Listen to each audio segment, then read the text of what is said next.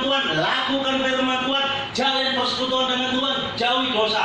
Itu saudara orang hidup. Amin. Bukan orang mati. Di seluruh sana banyak orang mati. Makanya hidup orang Kristen kan tak kupas pelan-pelan, tak buat pengajaran. Bengkel kok suwe dikit apa? Ini orang hidup. Orang Kristen itu yang pertama, orang Kristen yang bisa mempengaruhi lingkungan di sekitarnya, bukan lingkungan mempengaruhi kita. Itu tadi orang hidup, sekarang orang Kristen. Di mana kita berada kalau kita merasa orang Kristen, di mana Yesus tinggal dalam hidup kita, di mana ada Roh Kudus, di kerjaan kita menjadi berkat, di sekolahan kita menjadi berkat, di kampus kita menjadi berkat, dengan tetangga kita menjadi berkat, bukan menjadi batu sandungan. Itu orang Kristen, bukan lingkungan mempengaruhi kita, tapi kita mempengaruhi lingkungan karena kita hidup orang Kristen.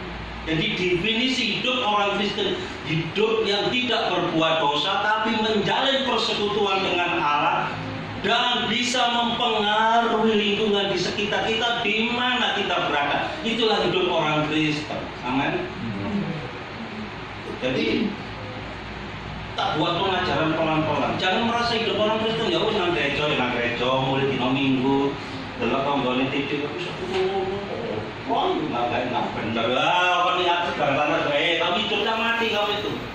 Wong semuanya kerohaninya mati. Jungkir balik oleh rezeki. Selanjutnya, hidup orang Kristen adalah hidup karena apa? 1 Petrus 4 ayat 7. 1 Petrus 4 ayat 7. Kesudahan segala sesuatu sudah apa? Dekat. Karena itu kuasai dirimu dan jadilah tenang supaya kamu dapat berdoa. Pertama, hidup orang Kristen adalah karena doa. Saya kupas pelan-pelan. Kesudahan segala sesuatu sudah dekat. Kesudahan zaman sudah dekat. Artinya segalanya sesuatu itu sudah dekat. Segala pekerjaan sudah dekat. Akhir zaman sudah dekat. Masalah sudah dekat, karena sudah dekat ini masalah numpuk. Makanya karena numpuk Tuhan ngomong apa? Kuasai dirimu. Untuk menguasai itu berbicara dengan jiwa, pikiran kita dikuasai karena sudah dekat. Masalah gak usah dicari, sudah datang dengan sendirinya. Ini akhir zaman. Kuasailah dirimu, pikiranmu dikuasai, perasaanmu dikuasai. Ojo gampang ngamuan. Kemauanmu dikendali, karena segala sesuatu sudah dekat. Makanya Tuhan ngomong kuasailah dirimu. Setelah menguasai diri apa? Habis itu jadilah tenang. Setelah kita menguasai diri kita karena segala sesuatunya ini sudah dekat, sudah masalah sudah akeh, sudah rasanya nggak kuat, dan zaman sudah mulai gila-gilaan dan iblis sudah mengaung-ngaung seperti singa yang siap menerkam. Iblis itu sebenarnya nggak pernah kata seperti itu. Bisa nih medeni tok, cuma mengaung-ngaung, dilawan ya kawan. Maka itu kuasai dirimu. Karena apa? Kuasai dirimu dan tenang. Tenangkan jiwa kita, perasaan kita, baru kamu dapat berdoa, supaya kamu dapat berdoa. Jadi hidup orang Kristen dimulai karena doa. Karena apa dimulai karena doa? Karena kesudahan segala sesuatunya sudah dekat. Masalah sudah di depan pintu, Pak. Kalau kita nggak bisa menguasai diri kita, habis, Pak. Menantu, cucu, sholat sudah di depan kita, sudah dekat. Ini akhir zaman. Ayo kuasai diri kita. Jadi tenang, berdoa. Ini doa orang Kristen dimulai karena doa. Yang kedua, kenapa kita harus berdoa? Karena hari-hari ini jahat. Kalau membacakan Efesus 5 ayat 16, itu suaranya banget. Dan pergunakanlah waktu yang ada, karena hari-harinya adalah jahat. Iya, pergunakan waktu yang ada, karena hari-hari ini dekat. Makanya itu Tuhan ngomong doa. Karena kesudahan segala sesuatu, yang pertama sudah dekat, yang kedua karena hari-hari ini jahat. Loh, iso ngomong-ngomongan ini 1 jam kemudian kita iso nyekut loh. Bener loh, iso ngomong-ngomongan baik ini dengan mulia ibu baik ya ibu baik. Besok lo iso jatuh kita loh. Karena hari-hari ini jahat, iblis mengaung-ngaung, siap menekan kalau kita nggak bisa menguasai hidup kita, habis kita dimakan. Baik anak bisa melawan orang tua, baik mertua melawan kita, baik tetangga, baik teman sekerja. Kalau kita nggak bisa menguasai, habis. Karena apa? Hari-hari ini jahat. Makanya gua ngomong doa hidup orang Kristen harus dimulai doa. Kekuatan orang Kristen cuma doa. Jahat hari-hari ini. Dulu kalau kita makan sampai Pak Kris, aduh dia makan di mana? Di Apeng ya Pak. Sekarang Pak. Iya harus naik Apeng. Kita sampai Pak RT kalau nggak salah. Tapi sekarang nggak sobat sih kita makan Pak. Pikir kata di bisnis itu udah seperti mau sebelah makannya orang ada itu bagat dulu. Jahat. Tombol sebelah itu dimakan bagat dulu. Makannya terus gampang lah boleh mau koneksi supaya hancur. Sekarang ngomongin gitu, itu Surabaya apalagi Jakarta lebih parah karena hari ini jahat. Kalau saudara nggak doa habis digilas oleh zaman ini. Saudara berhenti digilas, lari saudara nggak tahu apa yang saudara kejar. Saudara berhenti digilas oleh zaman. Lari apa sih tarai karo? Kenapa jahat hari-hari ini? Kuasai dirimu jadilah yang ketiga. Karena hari-hari terakhir di mana ada masa yang sukar. 2 Timotius 31 ayat 2 Timotius 3 ayat 1 wis itu wacon kabeh ayat 10 tak wacone yang pertama. Ketahuilah bahwa pada hari-hari terakhir akan datang masa yang apa? Sukar. Pertama, kenapa? Karena kita suruh berdoa karena kesudahan segala sesuatu sudah dekat. Kedua, karena hari-hari ini jahat. Ketiga, karena ini masa yang sukar. Apa masa yang sukar? Wakil, aku takut mentek waktu itu. Manusia akan mencintai dirinya sendiri dan menjadi hamba uang. Mereka akan membual, menyombongkan dan bla bla bla seterusnya wacom dewi di rumah. Itu karena hari-hari ini sukar. Makanya apa? Suruh kita berdoa sebelum berdoa kuasai dirimu untuk menjadi tenang. Bu, ibu, kalau hari-hari ini jahat, dimana kalau suamimu pulang dengan satu alasan, kalau engkau marah, ini suami tak marah, tangguh itu enggak mau itu jawab apa? Istri ngetro. Tapi di saat hari-hari yang jahat, di saat suamimu pulang malam, gampang doa lo. Tuhan, terima kasih suamiku pulang. Hambamu nggak tahu apa yang dilakukan suami hamba di luar, tapi yang kau tahu Tuhan. Suami mau dekati ngomong, Tuhan walaupun Tuhan tahu, Tuhan nggak Tuhan. Doa, perlawan loh, suami kan lawan, gampang lawan. Istri yang mau tekan di mana boleh kerja soro-soro, arisan tonggo. Papa ini arisan saya kira arisan mana kon lawan, dah ribut. Habis karena hari ini jahat. Doa masuk kuasai diri jadi tenang. Saudara ingat, doa tidak selalu membebaskan masalah. Sekali lagi saya ingatkan, doa tidak selalu membebaskan masalah. Wow, materi nantinya tak enak, tarik mulai saya. Ingat, doa tidak selalu membebaskan masalah, tetapi doa memberi kekuatan untuk menghadapi masalah. Dan ingat lagi, Tuhan Yesus tidak harus meneduhkan badai.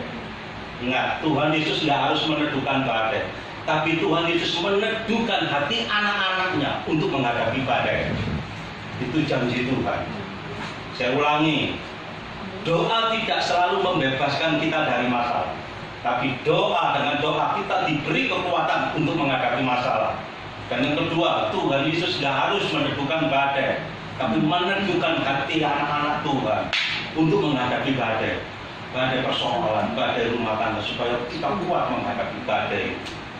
Yang kedua, hidup orang Kristen. Yang pertama dimulai dari apa? Halo, yang pertama dimulai apa hidup orang Kristen? Doa. Yang kedua, 1 Petrus 4 ayat 8. Tetapi yang terutama kasihlah sungguh-sungguh seorang akan yang lain, sebab kasih menutupi banyak sekali dosa. Jadi yang kedua, hidup orang Kristen karena mengasihi. Kenapa mengasihi? Karena Allah kita Allah yang kasih, itu 1 Korintus 4 ayat 7 dan seterusnya. Karena Allah kita akan kasih. Makanya kita diajar untuk mengasihi. Karena hari-hari ini jahat, saya ulang lagi, saya bacakan. Tetapi yang terutama kasihlah sungguh-sungguh, nggak bujui, nggak pura-pura. Kata sungguh-sungguh itu menunjukkan keseriusan Tuhan Yesus seorang akan yang lain. Sebab kasih menutupi banyak sekali dosa. Jadi hidup orang Kristen pertama dimulai dari doa. Kedua, hidup orang Kristen dimulai dari mengasihi. Kenapa kita mengasihi? Karena Allah kita kasih. Kenapa kita mengasihi? Kasih itu menutupi apa tadi yang keempat? Dosa. Banyak sekali dosa. Saya ulangi lagi, karena kasih menutupi banyak sekali dosa. Seberat apapun pelanggaran suami, kalau engkau memiliki kasih Kristus, engkau bisa mengampuni. Gereja punya aturan. Perceraian ada yang diizinkan, dan kedua ada gereja yang mengajarkan tidak boleh bercerai, dan yang ketiga boleh asal. Wis nggak ngerti, tapi aku jujur berani mengatakan tidak boleh orang Kristen bercerai apapun alasannya. Loh Pak, itu Pak kalau berzina gimana? Ada 2 ayat yang menjadi acuan di Markus dan Matius. Ayatnya berkata begini, kalau engkau menceraikan istrimu, kau akan berbuat zina dan dosa. Berarti salah kan menceraikan istrimu. Bagaimana kalau istri yang menceraikan suami? Ayatnya nggak ono, Pak. Berarti boleh dong cerai. Tak nek dipantokan. Ada ayat lagi, barang siapa memandang perempuan dan menginginkannya akan berzina. Ini berbicara laki-laki. Bagaimana kalau laki-laki melihat perempuan yang laki-laki senggantong? Wih, bobi napi ya. Kayak terus menghayal. Dosa nggak? Enggak, ono ayatnya. Ngawur orang Kristen, apapun alasannya, orang Kristen nggak boleh bercerai karena kok kasih itu menutupi banyak sekali dosa. Seberat apapun pelanggaran istrimu, seberat apapun pelanggaran suamimu, seberat apapun pelanggaran orang tuamu, seberat apapun pelanggaran anak, sekalipun masuk penjara, dia tetap anak. Kalau engkau memiliki kasih, engkau bisa mengambil. Saya beri kesaksian. 5 tahun yang lalu aku agak pisah dari istri. Karena apa? Saya nggak tahu itu punya TV yang gede. Padahal aku seorang pengemis. Berapa bulan kemudian kalungnya istri gede sak gelangnya Pak Chris. Berapa bulan kemarin besok lagi berapa bulan kemudian gelang. Aku tak. Aku itu penginjil itu dari timur. Kamu dapat semuanya dari mana? Enggak ngaku ya wis apa. Aku sembahyang Tuhan, bukakan mata batin itu, mata rohani.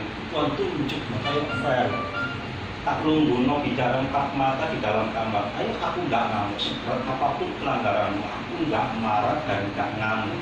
Tapi seringan apapun pelanggaranmu, takon enggak jujur, bisa tak jejaki. Tapi separah apapun pelanggaranmu, kalau kamu terbuka, aku ngamuk. Iya, aku dibelinya semua dengan bekas kaca. Marah nggak? Wah, aku gak bisa ngamuk. Anak wis 4, anakku belum 3, anak 3. Bubar aja, aku merasa dibohong. Bapak rohani itu Pak Gatodi, gimana kabar ini? Kabarnya baik kok, suaramu abot. Aku doa ada sesuatu, mana apa? Aku cerita wis mulai dari Semarang, balik aku nanti rugi nang Semarang. Cerita apa tuh? Cerita lagi. Terus gimana keputusan? Bisa Pak, aku tahu hukumnya orang Kristen bisa. Ya aku salah sih gak kawin, aku ngerti. Aku kawin dosa, bukan. Kenapa kamu gak bisa mengasihi? Karena kasihmu habis buat jemaat yang kamu layani, kasihmu habis buat anak-anak, kasihmu habis buat orang yang kamu layani di sana. Sehingga kamu untuk mengasihi istrimu begitu, istrimu salah, kamu gak punya kasih. Kenapa kamu gak minta sumber kasih? Nangis so jerito belundung di bawah kaki Tuhan, minta kasih dari Tuhan. Aku melakukan asrama kamar tak kunci nangis Tuhan, aku nggak mampu. Kalau aku memang kehabisan kasih, aku minta kasih-Mu yang dari surga, karena Engkau Bapakku, sumber dari segala kasih. Kayak kasih itu mengalir nangis itu jenenge banyu moto, banyu iro, banyu cangkem metu kabeh karena aku isi tak tutupi bantal. Kembes. Aku baca terima kasih. Aku pulang ke sekolah. Lu susu aja wis oleh jawaban terima kasih. Gua memberkati langsung baru Surabaya. Loh, sing salah bojoku aku sedang makan. Karena aku dapat kasih dari Tuhan. Karena kasih itu menutupi pelanggaran separah apapun.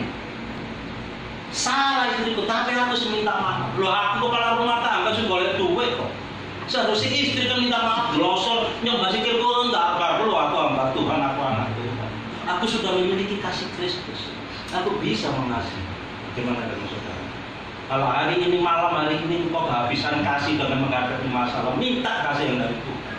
Karena kasih itu menutupi banyak sekali dosa. Separah apapun, hari ini kok dibuat sakit hati, dibuat kecewa, rasanya nggak kuat Pak, nggak kuat, iya aku ngerti nggak kuat. Minta kasih yang dari Tuhan, karena kasih itu menutupi banyak sekali dosa. Separah apapun pelanggaran orang itu yang dibuat pada saudara. Kalau memiliki kasih Kristus, saudara kuat menghadapi segala masalah. Yang kedua, kasih bukan menutupi banyak sekali dosa, tapi kasih menutupi pelanggaran. Amsal 10 ayat 12. Tolong bacakan Amsal 10, Mas, Pak, ayat 12.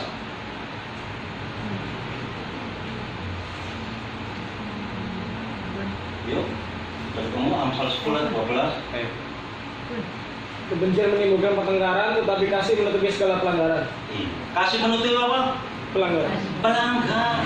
Bukan cuma menutupi dosa, pelanggaran seberat apapun. Kalau engkau memiliki kasih Tuhan, engkau bisa menerima pelanggaran, engkau bisa mengaku. Bahkan hidup orang Kristen dimulai dari doa itu, baru kasih. Karena orang Kristen nggak tahu, aku jadi orang Kristen itu kayak opposisi, nggak ngerti apa yang harus saya lakukan, apa yang saya perbuat. Orang Kristen ya harus Kristen, karena aku lahir perocot, nangis wis haleluya kok. Nggak kayak foto anakku ya. Gak ngerti hidup orang Kristen ya apa kan. Makanya karena ini permulaan PP di tempat ini, saya mau mendewasakan jemaat di tempat ini. Hiduplah orang Kristen yang benar, yang dimulai dari doa, yang kedua dari kasih. Puji akeh. Pak Tuhan kaki mulai sampai tujuh sampai tak capai. Akeh ya Pak. Ini kamu olah sih. Loh ini kan aku sih nggak apa-apa tapi suwe loh gitu. Ya pelan-pelan enak guyon.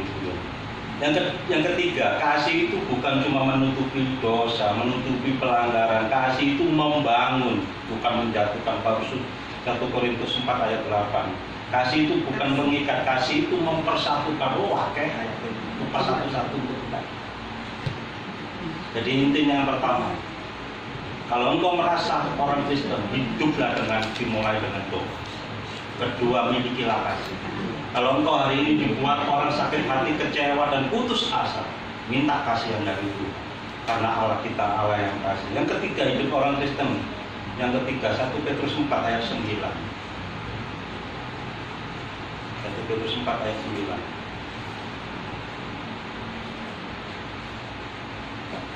Yuk, Petrus 4.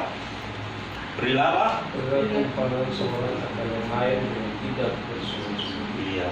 Yang ketiga, hidup orang Kristen memberi tumpangan atau menolong orang lain. Ini dilakukan kepada Abraham, Kejadian 18, di mana orang yang suka menolong akan ditolong Tuhan. Abraham memberi tumpangan menolong waktu Abraham hidup di rumah. Ada seorang malaikat di dua jalan, duduk di pohon terganti. Mas, ketenang di Mas, ate mlaku Mas, wis gak perlu. Sing mandek kok dhisik tak masakno kamu domba sing tambun dibuatno. Ini orang lewat.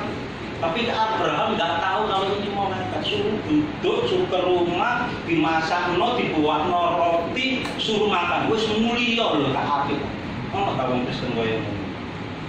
Akhirnya malaikat ngomong, diberkati, engkau akan punya anak. Itu bisa. Sarah di belakang tertawa. Makanya Ishak itu artinya tertawa. Orang yang menolong orang akan ditolong. Pertanyaannya, siapa yang harus kita tolong? Banyak kalau mengisore tertek itu coba kan kita tolong dulu, kita akali ya. Siapa yang harus kita tolong, nanti kita belajar pelan-pelan. Hidup orang Kristen yang pertama karena dimulai dari doa, karena mengasihi, ketiga karena kita menolong orang, suka menolong orang, suka memberi tumpangan, suka memiliki hati yang hancur. Itu orang Kristen. Siapa yang kita tolong? Ibrani 2 ayat 18 saya katakan, sebab oleh karena ia sendiri telah menderita karena percobaan, maka ia dapat menolong mereka yang dicobai. Berarti orang yang harus kita tolong, orang yang mengalami pencobaan hidup, pencobaan ekonomi, pencobaan apa saja, pencobaan dalam keluarga. Mungkin engkau gak bisa menolong dengan hartamu, setidak-tidaknya engkau menolong dengan tenaga. Kalau engkau tidak bisa menolong tenaga, cobalah engkau menolong dengan pola pikir, dengan jalan solusi keluar. Ini hidup orang. Kalau bisa bantu dengan Tuhan. Ini hidup orang Kristen. Masa orang di luar sana bisa sedekah, bisa nolong orang lain, orang Kristen. Padahal orang pelit itu ada ayatnya. Orang kikir, orang pelit tidak ada bagian dalam kerajaan surga. Kalau nggak ada bagian dalam kerajaan surga, bagiannya gimana? Wah, sing ngomong itu aku, makanya mau pelit loh. Sing ngomong itu aku masalahnya. Nah kan orang Kristen pelit, bagiannya di neraka, nggak ada bagian dalam kerajaan surga. Makanya firman Tuhan, kalau engkau merasa orang Kristen, ya menolong, ya beri tumpangan kepada orang lain. Walaupun nggak menolong dengan uang, keuangan banyak, tapi kadang-kadang orang Kristen sendiri tak ditolong, jaga no, ditolong pisan minggu, pintar lu jaga no, pasti sih sana keluar, bingi lor, saya kira orang mana, yang bolor, cokot panu, cokot nyamuk, dijaga no, nah imannya nggak jalan karena merasa ditolong. Nah, ini kalau apa dewe, khusus untuk bayar, sih kayak. Intinya kalau kita menolong, tolong aja. Padahal lagi, ribut masalah perpuluhan. Wah, enak itu ya, kalau itu sudah bayar perpuluhan, gue dia balongnya nih, lo takkan bayar perpuluhan, bahwa itu kan kayak petik, bayar itu disuapkan dia kalau nih, bagi untal-untal, pas itu kalau kerupuk itu terserah. Yang penting kamu memberi buku pendeta untuk Tuhan, bahwa itu pendeta ini digawe apa terserah. Yang harus kayaknya, ya wis kayak nol, akan mau ngocok doa, pikirannya macam-macam. Alah, ya itu repot dengan orang Kristen itu seperti itu. Yang kedua, siapa saja yang kita tolong? Orang-orang yang mengalami pencobaan. Ayub 5 ayat 11. Yang kedua, siapa saja yang perlu kita tolong? Karena hidup orang Kristen itu suka menolong.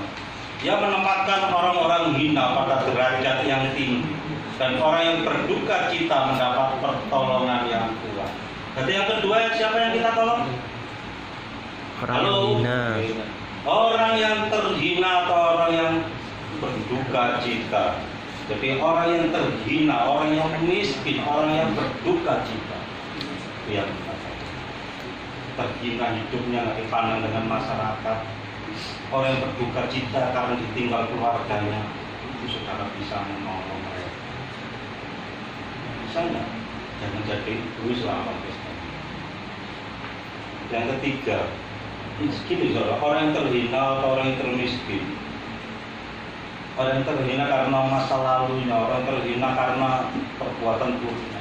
Tolong kasihan mereka. Dan yang ketiga, anak-anak yatim. Banyak di sekitar kita orang-orang ini. Suatu saat di gereja BSJA di mana saya melayani, ada retreat. Setelah retreat, ingat retreat pemuda pulang dari anak-anakku. Di anakku sempat kawin. Kedua, tetanggaku sebelahnya orang Kristen. Kok nggak punya juga pas-pasan itu. Boleh retreat di batu kena dini. Terus muta-muta. Tahu nggak ngomong enak, wah kemdino nggak boleh matang yang muta-muta matang. Kata-kata matang di desa banter beritanya. Kemdino ekspor nggak boleh matang, bojo kali matang. Sampai nggak tahan orang ini keluar dari rumah hanya karena kata matang dari satu orang. Nggak, ini terhina. Tak kau mau ngaku Sing ditapani wek bojoku, aku nang Surabaya. Aku ngomong, tampungan nang omah. Tampungan. Wong kok dadi bahan omongan wis siap dadi omongan. Wah, rong dino pendeta, dino wampung, wong mateng, wong rusak ditampung, wong terhina. Iku hakku. Sing pasti sing mateng kan itu aki iki lho masuk angin, pulang dari batu. Waduh, berita itu. Sampai kayak gitu. Nah, orang-orang gini apa terus dibuang. Tolongan, tak iso nampung kasih jalan keluar. Belon. Saya merasa terhina pelayanan di Rengas Dengklok. Saya ini wakil gembala dari KPP, ini orang di KPP. Gereja Kristen Perjanjian Baru. Waktu itu ketua sinodenya Pak Bambang Wijaya dan ketua misinya Pak Thomas. Saya melayani di Kerawang, tapi gereja itu aslinya di Rengas Dengklok. Gara-gara cuma doa malam, kalau doa pagi atau doa malam, ini doa pagi, ini ada pekerja lagi kumpul ada 7 orang. Memang pasar jauh, tapi disiapkan mobil motor. Begitu lijo lewat, belanja, enak doa belanja malu lulung gimana. Aku ngomong apapun yang terjadi, nggak peduli bom meledak, nggak peduli si orang di sana bawa senjata. Kalau kita lagi menyembah, nggak senang dalam penyembahan ini ditinggal. Aku ngomong berulang kali sama orang ini, pancet aja. Aku ngerti pasar jauh loh, tapi ada mobil. Bensin habis gereja yang ganti, ada motor. Enak ya ada orang lain. Tahu di Jawa kan orang belanja itu berhenti belanja. Balik no doa mana? Tak tegur dengan kasih nggak kena. Aku sempat muntah marah. Oh, kamu Kristen model apa lagi? Dilapor dengan pusat Jakarta DKPP. Waduh. Pertemuan hamba Tuhan di KPP itu tinggal buka dot ini nggak pantas mengembalakan di Kerawang atau di Rengas Dengklok, pantasnya di hutan karena dia mengembalakan dengan tangan besi itu. Nah, aku mengembalakan di hutan, berarti nggak gembala kewan, berarti aku kewan. Nah, ini nyakul meja itu untuk gemetar gitu. Tuhan beri aku kedalam sejahtera untuk keluarga kakak. Tak sambil pendeta itu nggak mencoba bubar kawan itu. Aku orang keras, aku pulang masuk penjara. Aku dari latar yang nggak baik. Tak pendeta model kaya ngono aja sih jinimo tak tunggu. Tuhan beri aku damai sejahtera. Jangan aku. Tak sambut meja itu bubar. Kasih Tuhan mengalir. Motor pun nggak kuat. Aku masuk kamar mandi. Nangis. Aku bener-bener dihina, dijatuhkan. Waduh wis. Harga diri itu kamu. Wong lagi sabar masakan wis. Kenapa? Wis karena ada kasih Tuhan. Karena ada Roh Kudus. Tadi aku ngomong ini, aku mulai nang Surabaya, terserah. Hamba-hamba Tuhan ngomong aku disebut tentara kalaparan, terserah. Aku memang bukan gembala, aku seorang penginjil, aku tak mulai. Tapi harus ada aturan. Dan benar, aku ditolong. Dari situ saya ngerti firman Tuhan, oh ternyata ada ayatnya. Berarti kita siapa yang harus kita tolong? Orang yang terhina, orang yang apa di sini dikatakan lagi?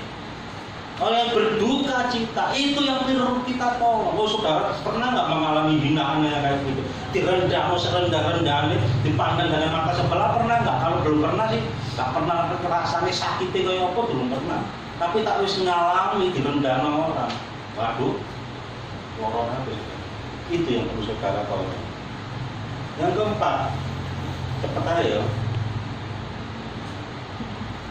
Ini di kawan apa? Di terus lagi. Mas, iya mas, terus nggak mas? Sekarang bapaknya aja. Enak, aku tangan sembarang, terus paling semua. Yang keempat, ini nomor dalam 5 poin. Pak Kris siap, Pak Kris ya? Siap. Masih dingin kan, enak kan Pak? Siap. Hidup orang Kristen yang pertama dari apa? Doa, Kedua, Kasih. tiga, menolong, menolong. Keempat, melayani, ayat yang ke-10. Melayani. Melayani. Keempat ayat 10. Kalau masih belum baca, ada yang mau baca? Melayani seorang akan yang lain sesuai dengan karunia yang telah diperoleh tiap-tiap orang sebagai pengurus yang baik dari kasih karunia Allah. Iya. Jadi hidup orang Kristen yang keempat, melayani. Pertama dimulai dari doa, mengasihi, mau menolong sesama kita, dan yang kedua mau melayani. Saudara, melayani itu adalah keharusan bagi orang. Karena apa? Saat kita percaya Tuhan Yesus, mengaku Tuhan Yesus sebagai Tuhan dan Juru Selamat, di saat itulah kita kontrak tanda tangan bahwa kita siap melayani, menjadikan bangsa murid Tuhan. Harus melayani. Ada ayatnya nggak? Ada. 1 Korintus 9 ayat 16 di situ kan ada. Catat aja. Terus apa betul-betul. Karena jika aku memberitakan Injil, aku tidak mempunyai alasan untuk memegahkan diri. Sebab itu adalah apa? Kalau nggak melayani apa? Celaka. Bisa ngomong doa. Jadi melayani nggak harus di gereja, nggak harus seperti saya, nggak harus seperti Koko itu harus pegang gitar, enggak. Di saudara berdoa syafaat terus melayani. Banyak melayani. Jadi begitu saudara mengaku Yesus sebagai Tuhan dan Juru Selamat, dibaptis tanda keselamatan, di saat itulah saudara sudah tekan kontrak sama Tuhan secara langsung atau tidak langsung melayani. Hei istri-istri, layanilah suamimu, suami layani istrimu. Orang tua melayani anak, anak melayani orang tua, dan kita melayani sesama. Jadi melayani jangan berpikiran berkhotbah, main musik, enggak. Jika aku memberitakan Injil, aku tidak mempunyai alasan untuk memegahkan diri. Kalau kita melayani, jangan kita sombong, jangan memegahkan diri. Yang pertama itu, hidup orang Kristen harus melayani, karena melayani itu adalah keharusan. Dan orang yang terbesar di dunia ini bukan punya rumah banyak, bukan punya gedung gereja yang besar, bukan punya perusahaan atau punya PT apa pabrik yang banyak, bukan. Orang yang terbesar itu orang yang kayak apa sih? Orang yang melayani. Coba saya Matius 20 ayat 26. Tidaklah demikian di antara kamu, barang siapa ingin menjadi besar di antara kamu, hendaklah apa? Menjadi apa? Layak. Gedibal. Wis kasar kan, enak. Jadi untuk menjadi besar jadi apa? Layak. Pelayan, mau jadi bos, halo. Pengen jadi besar, iya kamu besar di mata dunia, tapi di mata Tuhan, Tuhan aja melayani, kau menyucikan kaki murid-muridnya. Jadi untuk menjadi besar harus menjadi pelayan, ojo main bos. Itu bukan hidup orang Kristen, itu orang dunia. Kita kasih ilustrasi, bukan ilustrasi cerita. Ada seorang misionaris pulang dari Amazon, suami istri, naik pesawat dan bersamaan dengan duta besar Amerika. Duta besar Amerika ini begitu turun dari bandara, karpet merah digelar, bumi-bumian musik disambut dengan wah, tokoh-tokoh besar Amerika dan mereka dipeluk, kamu hebat. Padahal duta besar ini cuma tidurnya, kerjaannya cuma tidur dan jalan-jalan. Tapi misionaris suami itu keluar, tolak, nggak ada yang nyambung. Saudara tahu, matanya suaminya yang satu rusak, kakinya sebelah kiri pingsan, istrinya 3 kali keguguran dan sampai saat itu nggak punya anak karena terlalu lama di Amazon. Dan suami dan istrinya juga telinganya ini kurang dengar karena habis dianiaya. Dia duduk di bandara, dia ngomong, enak ya, sudah besar itu ya. Kerjanya cuma di Amazon, cuma disambut terus. Kita ini melayani, memenangkan banyak jiwa, kok kayak gini. Percuma kita melayani. Dari situ Tuhan kita Bapa yang di surga baik, disingkapkan rohnya, diangkat, dibuat dia tertidur.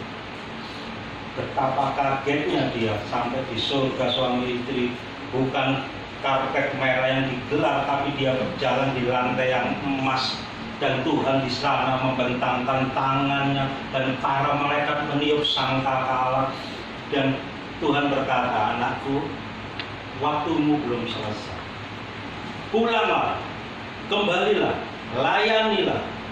Mereka besar karena dinilai dunia, tapi kamu besar di mataku. Kalau pulang, bukan karpet merah tapi lantai yang dari emas, dan para malaikat di tempat ini akan menyambut kedatanganmu. Engkau besar di mataku. Orang ini hamba Tuhan ini kaget, ayo balik nama masuk sampai akhir hayatnya dia mati di pedalaman Damaskus. Orang melihat dia kecil, tapi karena dia melayani, dia terbesar di mata Tuhan. Jadi kalau saudara ingin menjadi besar di mata Tuhan, bukan besar di dalam dunia, layani seorang akan yang lain. Istri melayani suami, suami melayani anak-anak, melayani istri, melayani. Sekali lagi, melayani bukan harus dengan seperti saya khotbah atau main musik. Melayani banyak hal. Berdoa sahabat melayani, terima tamu melayani, banyak hal. Jadi hidup orang Kristen dimulai kalau ini menjadi besar harus melayani. Bila kita melayani, kalau kita melayani, kita siap menjadi tumbal, siap mati karena Kristus.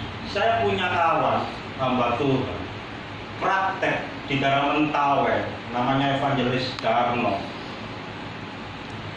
Dia 3 hari nggak ketemu, dia penginjilannya lewat tepi laut. Ketemu itu ditemukan seorang nelayan di dalam karung, dan karung itu dikasihin batu. Dan badannya hancur, cuma kartu penginjilan di Yayasan Patraya ditemukan laki-laki ini namanya Pak. Ada tusukan pakai di sini. Dia mati sebagai nasihat. Dan saya masih ingat waktu di Kalimantan Barat, dan saya layani ada. Ini yang saya layani mayoritas orang-orang Katolik semua. Nggak tahu caranya gimana, karena saya orang karismatik, katanya saya membawa ajaran sesat. Karena ada penyembahan itu, penyembahan setan. Mereka nggak suka dengan arti kata saya diusir dari dusun itu. Dusun itu kalau dari Malaysia, bawa motor cuma 1 jam. Setelah ibadah doa malam seperti ini, jemaat ngomong, oh jangan pulang dulu, tidur di tempat ini. Oh nggak bisa, ini hari Sabtu, besok Minggu saya harus khotbah, nggak bisa. Oh tapi di kebun jatuh, mereka sudah bawa pendungan dan parang siap bandel. Saya nggak bawa Alkitab itu perjanjian lama dan perjanjian baru saya tulis. Saya menginjil sama dengan daftar untuk mati. Saya siap dibantai, saya siap mati bagi Kristus. Kalau saya harus mati di tempat itu dan tempat itu dimenangkan untuk Kristus, saya siap. Tak tunjuk Alkitab itu loh. Mulai aku menjadi orang Kristen, saya siap dibantai, jemaat yang bisa apa. Tapi apa saya takut? Takut manusiawi. Jujur begitu saya jalan, saya orang karena lidah saya. Mereka kentung, enggak, mereka terbisu. Saya jalan karunia lidah terus sampai angkot lewat, saya numpang angkot, tahulah angkot sudah jalan. Belum ini satu yang masuk mana? Ya bukti ini sampai saat ini saya ada. Temanku yang di Sambas, namanya David Tisno, orang Bandung, sampai beol kata. Karena apa? Karena melayani Tuhan, orang ini sampai beol kata, racun pun nggak mati. Inilah orang yang melayani Tuhan. Jadi kalau kita melayani Tuhan, orang yang terbesar, jadi siap menjadi tumbal. Yang terakhir, hidup orang Kristen. Itu Petrus 4 ayat yang ke-11 dan ke-5. Hidup yang menjaga apa? Perkataannya. Sudah ketemu? Itu Petrus 4 ayat 11, sorry.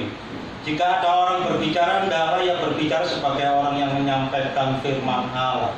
Jika ada orang yang melayani, hendaklah ia melayaninya dengan kekuatan yang dianugerahkan Allah, supaya Allah dimuliakan dalam segala sesuatu karena Yesus Kristus. Itulah yang mempunyai kemuliaan dan kuasa sampai selama-lamanya. Amin. Jadi yang terakhir, hidup orang Kristen, hidup yang bisa menjaga perkataannya. Perkataannya harus bisa membangun seperti orang menyampaikan firman Tuhan, bukan perkataan kotor, bukan perkataan menghujat, bukan perkataan mengutuk, tapi perkataannya membangun. Karena apa? Orang yang menjaga perkataannya adalah orang yang sempurna, yang dapat mengendalikan seluruh tubuhnya. Ini di Yakobus 3 ayat 4. Dari perkataan kita dapat memuji Tuhan. Dari perkataan kita dapat keluar berkat dan kutuk. Saudara, yang terakhir, hindari omongan atau perkataan yang sia-sia. Karena apa? Kalau buat Timotius mas, ayat 2 ayat 16. Yang pertama hidup orang Kristen dimulai dari doa. Doa dari mengasihi, ketiga dari apa?